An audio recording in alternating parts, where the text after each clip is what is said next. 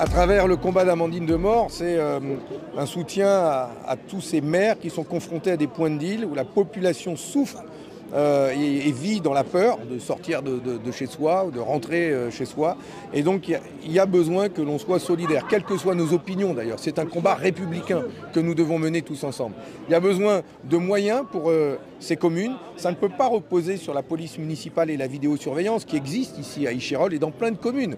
Je suis convaincu qu'en y mettant les moyens, on peut gagner ce combat. C'est une guerre. Ils mènent cette guerre. Ne les laissons pas gagner. Et donc, barrons la route à la drogue. Et c'est le mot d'ordre que je veux lancer ici, barrons la route à la drogue. Le président de la République qui n'a pas répondu favorablement l'été dernier à vos questions. C'est bien l'objectif, puisqu'il avait répondu défavorablement à l'appel d'un maire. Je me dis que si les élus locaux se réunissent, si on a du soutien au niveau national, comme la présence de Fabien Roussel aujourd'hui, il devra bien finir par nous entendre. On était très nombreux et nombreuses aujourd'hui. Les habitants se sont beaucoup mobilisés sur cette question-là. Et il faut aujourd'hui qu'ils les entendent. Le prochain rendez-vous, on l'a construit ensemble avec d'autres maires confrontés à cette situation. C'est une demande de rencontre avec le ministre de l'Intérieur qui devrait intervenir en janvier. On a eu son engagement. Et à l'occasion de cette rencontre, nous ferons part de nos propositions, de nos demandes.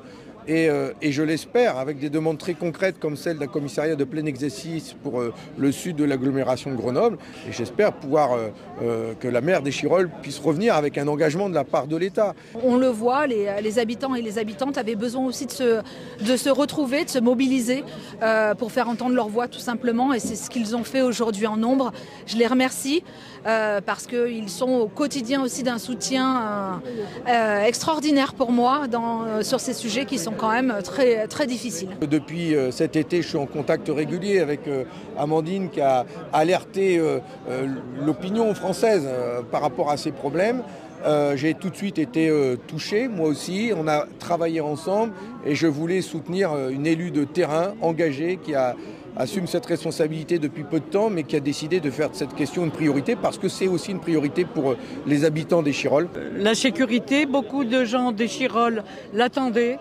Parce que nous avons 2 agents de police qui font leur travail, mais ça ne suffit pas.